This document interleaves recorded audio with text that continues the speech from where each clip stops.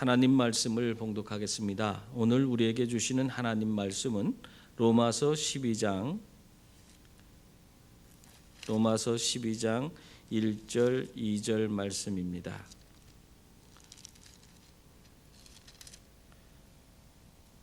로마서 12장 1절 2절 말씀. 우리가 늘 하던 그런 순서가 다 빠져갖고 이게 좀 전체가 뒤죽박죽인 느낌인데 그래도 하나님께서 이 우리의 예배를 기쁘게 받아주실 줄 믿습니다. 로마서 12장 1절 2절 말씀, 우리 다 같이 한 목소리로 봉독하겠습니다. 그러므로 형제들아, 내가 하나님의 모든 자비하심으로 너희를 권하노니 너희 몸을 하나님이 기뻐하시는 거룩한 산제물로 드리라. 이는 너희가 드릴 영적 예배니라. 너희는 이 세대를 본받지 말고 오직 마음을 새롭게 함으로 변화를 받아 하나님의 선하시고 기뻐하시고 온전하신 뜻이 무엇인지 분별하도록 하라. 아멘. 사랑합니다. 축복합니다. 우리 좌우 옆에 있는 분들과 인사 나누겠습니다. 사랑합니다. 축복합니다. 2021년도 새해를 하나님께서 우리들에게 허락해 주셨습니다. 우리가 새해를 맞이할 때마다 느끼는 것이지만 특별히 뭔가 달라지지는 않아도 새해의 시작은 항상 우리의 마음을 설레게 하는 것을 느낄 수가 있습니다. 이 새해는 참 항상 흥분되잖아요. 뭔가 새로운 일이 일어날 것 같은 기대감도 우리에게 있습니다. 물론 이 새해라는 것을 주어지는 것은 우리에게 특별한 의미가 있어요. 왜냐하면 지난 한 해의 잘못이나 실수 또는 부족했던 그런 모든 것들을 이젠 다 뒤로하고 뭔가 새해가 됐을 때는 내 인생의 새로운 시작을 우리가 모든 것을 다 잊고 새롭게 시작할 수 있는 그런 기회가 주어지는 그런 것이기 때문에 그러한 것입니다. 그래서 우리들은 하나님께서 허락하신 이 새해를 통해서 날마다 그분이 부어주신 은혜 가운데서 창대한 비전을 품을 수 있고 새로운가 새 각오와 결단을 통해서 모든 것을 새롭게 하면서 나아갈 수가 있는 것입니다. 이렇게 새 마음을 품고 주님의 뜻을 따라서 나아갈 때에 하나님께서는 그런 자들의 삶 위에 함께하여 주시고 은혜를 베풀어 주시고 또 힘도 주시고 능력도 부어주시는 줄 믿습니다. 특별히 새해에는 예배에 승리하는 분들이 다 될 수 있기를 바랍니다. 2021년도 우리 교회 표어가 뭔지 아세요? 우리 2021년도 표가 지금 붙여놓지 않습니다만 신년주일에 첫주 내일 모레 첫 주에는 거기 붙어 있을 거예요. 거기에 우리 신년도 우리 교회 표가 뭐냐면 하나님의 임재를 경험하는 예배 공동체가 되자. 우리 한번 같이 해보세요. 하나님의 임재를 경험하는 예배 공동체가 되자. 이것이 우리 2021년도 우리 교회 표예요. 2021년도에는 우리 교회가 예배에 집중하는 교회, 정말 하나님 앞에 이 예배를 통해 그 앞에 은혜 가운데 나아가고 하나님이 그 예배를 통해서 우리에게 베풀어 주시는 그 놀라운 그런 하나님의 은혜와 기적을 또 경험하는 그런 시간이 되길 바랍니다. 여러분, 우리는 이 하나님 예배를 통해서 주어지는 이 하나님의 은혜가 없이는 살아갈 수가 없는 존재예요. 그래서 우리들은 예배 공동체가 될 수밖에 없는 그런 필연적인 그런 삶을 살아가는 그런 존재라고 할 수 있습니다. 여러분, 예배 없는 기독교 생각해 보셨어요? 예배 없는 기독교는 존재할 수가 없습니다. 예배 없는 교인은 있을 수가 없어요. 예배 없는 교인이 어떻게 교인이라 할 수 있습니까? 우리들은 예배하기에 하나님의 자녀가 되고 예배하기 때문에 그리스도인이라고 불리우는 그런 자들이 된 것이에요. 그러므로 우리들은 예배의 승리자가 될 때에 진정한 그리스도인이요 하나님의 자녀가 되는 것입니다. 그래서 우리는 하나님의 자녀로서 세상을 이길 수 있는 그런 힘도 능력도 더불어서 얻게 되는 거예요. 여러분, 그렇다면 우리가 어떻게 해야지 이 예배에 승리할 수 있습니까? 세계 당구 챔피언이었던 윌리엄 호프 주니어가 자신의 집중력을 키우기 위해서 5가지를 결심했다고 그래요. 그것을 한번 제가 읽어드릴게요. 첫째, 당구에 방해가 되는 모든 방해물을 제거하겠다. 둘째, 경기 중에는 모든 에너지를 당구에만 집중하겠다. 셋째, 한 구 한 구 완벽하게 치려고 최선을 다하겠다. 넷째, 다음에 칠 동선도 계산하며 치겠다. 다섯째, 결과와 상관없이 연습을 끊임없이 계속하겠다. 이러한 결심을 하고 각오와 결단을 하고 이 당구에 임했다는 거예요. 이 결심을 우리가 한번 예배에 대한 것으로 바꿔보겠습니다. 그럼 어떻게 되는지 아세요? 첫째, 예배에 방해가 되는 모든 장애물을 제거하겠다. 우리가 정말 하나님 앞에 제대로 된 예배를 드리기 위해서 이렇게 하겠다는 거예요. 두 번째는 예배 중에는 오로지 하나님에게만 집중하겠다. 셋째는 드리는 모든 예배에 최선을 다하겠다. 넷째, 예배를 드리고 난 후의 삶도 신경 쓰며 살겠다. 다섯째, 상황과 상관없이 언제나 예배하겠다. 어때요, 여러분? 좀 말이 되는 것 같습니까? 지금 이 당구 챔피언인 윌리엄 호프 주니어의 그 5가지 결심, 그걸 가지고 예배에 적용해 보니까 이게 너무나 우리에게 와닿는, 정말 우리가 이렇게 살아야 되겠다 하는 그런 내용으로 완전히 바뀌는 것을 볼 수 있어요. 여러분, 우리들이 예배에 승리하기 위해서는 사실 이렇게 우리도 많은 노력을 기울여만 하는 것입니다. 여러분, 우리가 100% 주님을 바라보고 주님만 경배하는 그런 예배를 드리기 위해서 우리가 대체 무엇을 하고 있습니까? 얼마나 노력을 하고 있습니까? 예배를 정말 우리가 온전히 하나님께 드리기 위해서 뭘 하고 있느냐? 가끔 나는 예배를 드리면서 너무 죄송스럽고 부끄러울 때가 있어요. 우리가 예배에 대해서 너무 집중하지 않아요. 최선을 드리지 않아요. 하나님의 임재를 기대하지 않아요.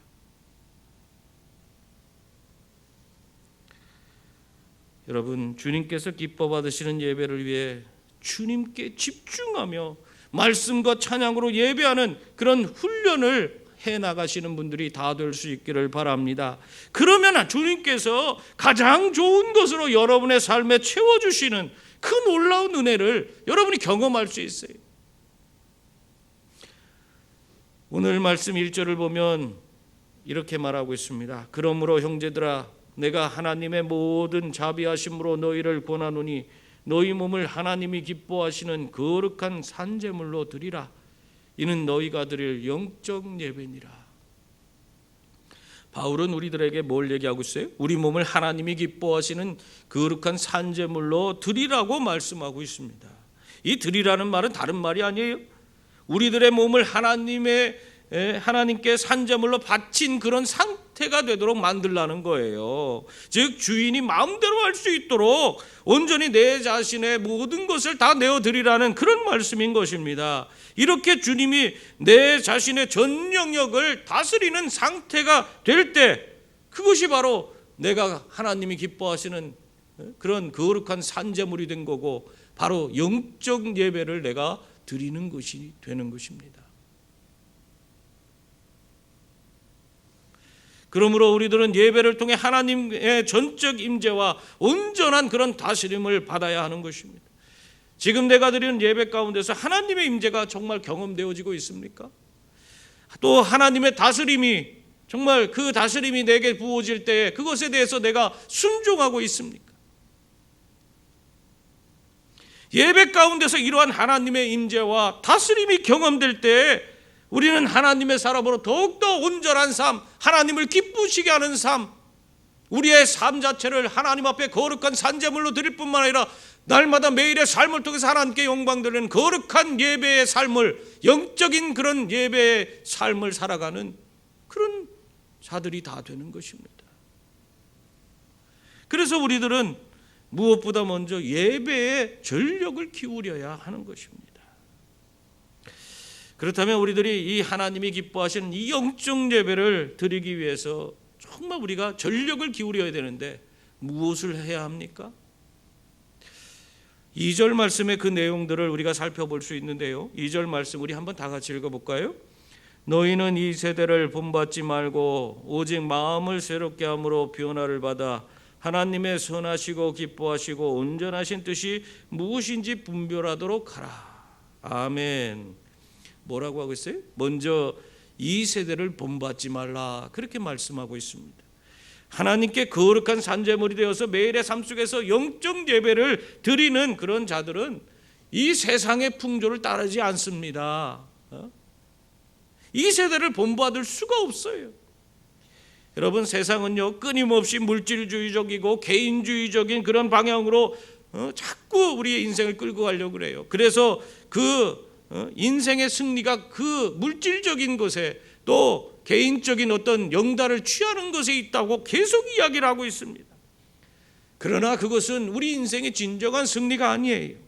그것은 우리 인생들의 탐욕과 욕망을 쫓아 나타나는 것으로 오히려 사람들의 생을 오히려 망치는 그런 것이 되는 것입니다. 요한일서 2장 16절에 보면요, 세상에 있는 모든 것이 육신의 정욕과 안목의 정욕과 이생의 자랑이니 다 아버지께로부터 온 것이 아니요 세상으로부터 온 것이라, 그렇게 말씀하고 있어요. 세상의 것이 다 마귀에게서, 그리고 타락한 우리들의 본성을 쫓아서 이 땅에, 이 세상에 나온 것이에요. 거룩한 것이 아닙니다. 그러므로 우리 믿음의 사람들은 이 세대를 본받으면 안 되는 거예요. 근데 우리는 이 세대의 사람들이 하는 것을 그냥 흉내내고 그것이 좋은 것인 것처럼 우리 교회까지도 그 세상적인 것으로 물들어가는 그런 일들이 비일비재하게 일어나고 있어요. 교회 안에서도 그런 모습들이 너무 많이 보이고 있어요.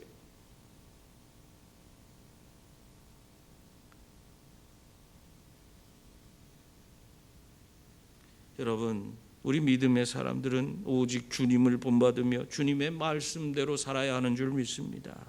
그러면 하나님께서 우리들을 통해 일하심으로 말미암아 우리는 세상을 이기고 정말 세상 가운데서 하나님 주신 은혜와 복을 누리는 자가 되는 것이에요. 또한 영적인 그 예배를 드리기 위해서 뭘 하라고 하고 있어요? 마음을 새롭게 해서 변화를 받아라, 그렇게 말씀하고 있습니다. 그런데 마음을 새롭게 하는 거 참 그거 쉽습니까? 그 어려운 것이에요. 우리 작심삼일이라는 말, 그런 말 들어보셨죠? 작심삼일이라는 말이 왜 있겠습니까? 그만큼 우리들이 마음을 바꾸는 것은 어렵다는 것을 나타내는 거예요. 3일밖에 못 가. 작심해도 3일밖에 못 간다는 거 아니겠습니까? 우리들이 잘 알고 있듯이 바리새인들은요, 자신들의 기준과 법도에 예수님이 맞지 않는다고 예수님을 죽여버렸어요. 그들은 성경의 말씀을 자의적으로 해석해 갖고는 그릇된 기준과 잣대를 만들었어요. 그리고 그것을 절대시해서 도무지 그것을 바뀌지도 않고 변화되지도 않아서 결국 그 그릇된 기준과 잣대로 예수님을 십자가에 못 박아 죽인 것입니다. 이 바리새인들은 어떤 사람들이에요? 그들 모두는 굉장한 성경의 이론가들이고 일가견이 있다고 그렇게 자기 스스로가 자부하는 그런 사람들이에요. 그런데 그러한 생각이, 그러한 어떤 교만이 결국 예수를 죽이고 자신들도 망하게 그렇게 만든 것입니다. 이렇게 마음을 새롭게 하기는 쉬운 게 아니에요. 우리 마음이요 바뀌지 않습니다. 변화되지 않습니다. 웬만해서 그것이 바뀌면은 우리가 누구든지 다 변화될 수 있죠. 그러나 오늘 말씀에는요, 우리들이 예배에 승리하기 위해서는 마음이 변화되어야 된다고 그렇게 말씀하고 있어요. 마음이 변화되지 않고는 하나님 앞에 우리가 진정한 예배를 드릴 수 없다고 그렇게 말씀하고 있습니다. 그러니 우리는 어떻게 해야 되는 것입니까? 우리가 마음이 변화돼야 돼요. 이 마음이 변화될 수가 없는데, 이렇게 어려운 것인데 우리가 어떻게 변화될 수 있어요? 주님의 마음을 품으면 우리는 바뀔 수가 있습니다. 주님께서 내 삶에 오셔서 주님의 마음을 내가 품을 수 있도록 만들어 주시면 우리의 마음이 자연스럽게 주님의 마음, 그 마음을 우리가 받아들이게 되고 그 주님의 마음으로 내 삶에 내 마음이 변화되는 거예요. 여러분, 예수님을 만나면요, 자기 이론이 없어져요. 자기 주장이 없어져요. 예수님을 만난 사람은 자기 지식이 적어지고 그저 이 말씀이 통째로 믿어지게 되는 것이에요. 납득도 안 되고 이성적으로 불가능한 일들이, 이 내용들이 전부 다 맞아 자기가 그것이 다 믿어지는 거예요. 예수님 만난 사람은 그래서 변화되는 거예요. 이거 뭐 믿어지는데 어떻게 하겠어요?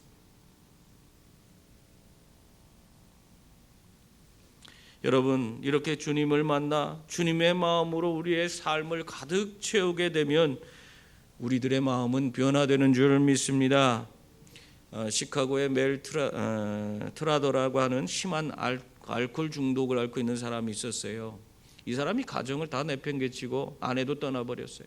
딸을 3살배기 그 딸아이를 키우고 있었는데 알코올 중독에 빠지다 보니까 딸을 돌보지 않는 거예요. 결국에는 그 아이도 굶주리다가 결국 죽고 말았어요. 아버지가 돌보지 않으니까 어린아이가 견디지 못하고 죽었어요. 그 장례식장에서도 이 멜트레더가 자기 자신은 술 먹으면 안 된다, 딸까지 잃었는데 내가 술 먹으면 되겠냐, 그런 마음은 있었지만은 그러나 손은, 자기의 행동은 자꾸 술에 손이 가는 거예요. 자기 딸의 장례식장에서도 술이 그냥 곤드레 만드레 취해갖고는 행패를 부리고 하니까 사람들이 저런 것도 사람이냐, 저거 짐승만도 못한 놈이다 하면서 그냥 다 비난을 하고 그 사람을 도와주지도 않아요. 그렇게 매일매일 술에 취해 있던 그 사람에게 어느 날 어떤 사람이 다가가서 하나님의 복음을 전했어요. 그리고 이 복음이 그에게 그 마음에 들어가기 시작하자 그가 예수를 믿고 놀라운 변화를 갖게 됩니다. 그동안 그렇게 끊을 수 없었던 술이 끊어지는 거예요.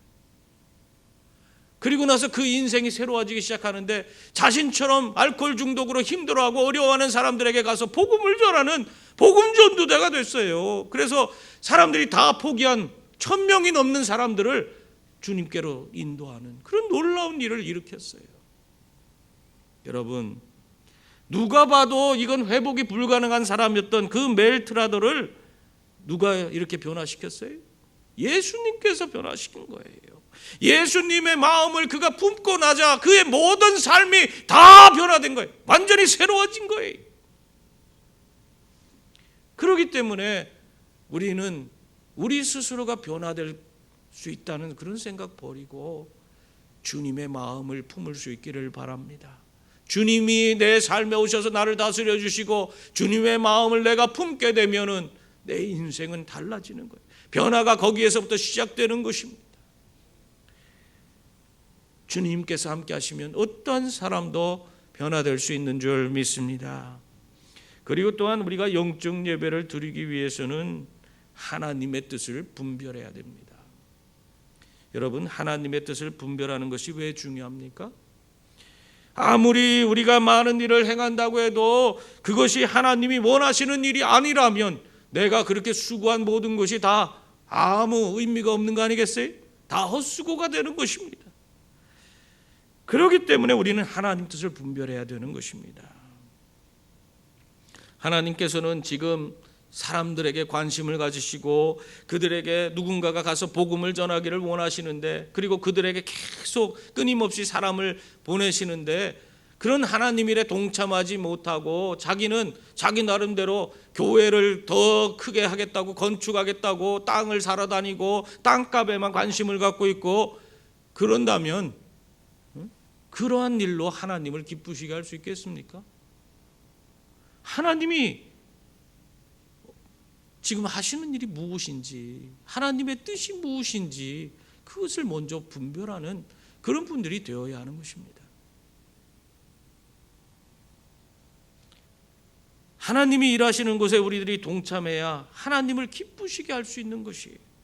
그러므로 하나님의 선하시고 기뻐하시고 온전하신 뜻이 무엇인지 먼저 깨달을 수 있는 분들이 다 되시기 바랍니다. 경기도 원삼면, 제 친구가 원삼교회 목회를 하고 있는데 거길 가봤어요 제가. 근데 거기에 좀 떨어진 독성리라는 마을이 있는데요, 그 독성리에 성리교회가 있습니다. 그 성리교회 장로님이 간증하는 얘기가 있어요. 뭘 하냐면, 이 장로님이 처음 예수 믿을 즈음에 어느 여름날인데 저 고개 2개를 넘어가면은 아주 좋은 종자의 그 닭을 분양하는 그런 집이 있다는 거예요. 근데 그 주인이 서울 사람이라 주일에만 내려와서 그 종자 닭을 그렇게 분양해 준다는 거예요. 그래서 주일이지만 교회를 자기가 다니지만은 그때는 아직 신앙이 제대로 아직 정립되지 않고 그런 단계였기 때문에 자기가 주일날 그 종자닭을 받으러 그 고개를 2개 넘어가서 받아왔다는 거예요. 그러다가 오다가 비가 엄청나게 비가 내려갖고는 리어카에다 그거 닭들을 많이 싣고 거기에서 분양받아갖고 오는데 닭이 다 비에 쫄딱 맞아갖고 다 병들어서 다 죽고 말았대요. 그러면서 그 생각에 이거 내가 주의를 안 지키고 이렇게 해서 그런 것인가? 아니면 우연인가? 이런 생각이 들더래요. 우연일까? 이게 하나님께서 나에게 주의를 안 지켜서 벌 주는 걸까? 자기 나름대로 그런 생각이 자꾸 왔다 갔다 거리더래요. 그러다가 그냥 넘어갔대요. 그러다가 또 봄철 모내기 하는 때가 되는데, 이 시골에서는 다 두레 하잖아요. 전체 마을 사람들이 함께 모여서 모내기 돌아가면서 모내기를 합니다. 근데 마침 주일인데 주일날 이 모내기를 한다는 거예요. 그래서 자기는 찜찜해서 주일날인데 교회 가야 되는데 아니 왜 모내기를 하냐. 근데 막 마을 사람들이 다 그 하는 일인데 빠질 수가 없어서 어쩔 수 없이 자기 외아들 하나 데리고 거기 모내기 하는 데 가서 같이 모내기를 도왔답니다. 근데 모내기를 한참 하고 있는데 갑자기 어디서 악 소리가 나갖고 쳐다보니까 자기 아들이 화당 넘어지는 거예요. 보니까 이 소가 옆에서 있었던 그 소가 뒷걸음질 치고 슬금슬금 가더니 뒷발로 아들을 콱 차버린 거예요. 그래갖고 아기가 그냥 날라가 떨어져 버렸어. 그 모습을 보니까 이 가슴이 막 터질 것 같잖아요. 그 아이를 뛰어가서 안고는 병원으로 냅다 달려갔어요. 모내기고 뭐고 없어. 모내기는 뭐 제대로 했겠어요? 그러면서 이 장로님이 생각하기를 이것이 내가 주의를 지키지 못해서 또 이런 일이 생겼나? 이거 또 우연인가? 그 생각을 또 이렇게 하게 됐대요. 그러고 또 지나갔대요. 그런데 아무리 생각해도 이게 연거푸 이런 일이 있으니까 이것이 우연이 아닌 것 같다, 이런 생각이 자꾸 들어서 주의를 철저히 그 다음에는 잘 지키고 있었다고 합니다. 그런데 가을 추수철이 됐대요. 그때도 두레로 이제 추수거지를 이제 하는데 교회를 가고 자기는 빠지려고 그렇게 했는데 이 아버지가 그냥 노발대발하는 거예요. 연로하신 아버지가 왜 농사 다 한꺼번에 하는 그때에 네 교회 간다고 그러냐 하면서 막 호통을 치고 막 하도 뭐라고 해갖고는 어쩔 수 없이 그때 또 교회를 가지 못했다고 합니다. 그래서 열심히 그 벼단을 갖다가 탈곡기 옆에, 옛날엔 다 마을마다 탈곡기 있었잖아요. 그 탈곡기 옆에다 갖다 놓고 아버지는 그것을 탈곡을 거기다 하고 있었는데, 그러다가 한참 일에 열중하고 있는데 아버지가 갑자기 악 소리가 나더래요. 아이고 내 손, 그러면서 막 소리를 지르대. 이 나락을 털다가 손가락까지 손이 빨려 들어가 갖고는 손가락이 잘려 나갔어요. 그래갖고는 제대로 추수도 하지 못하고 그냥 수원으로 내달려서, 원삼에서 수원까지 가깝거든요. 그래갖고 수원에 큰 병원 갔지만은 손가락 3개를 살릴 수가 없었대요.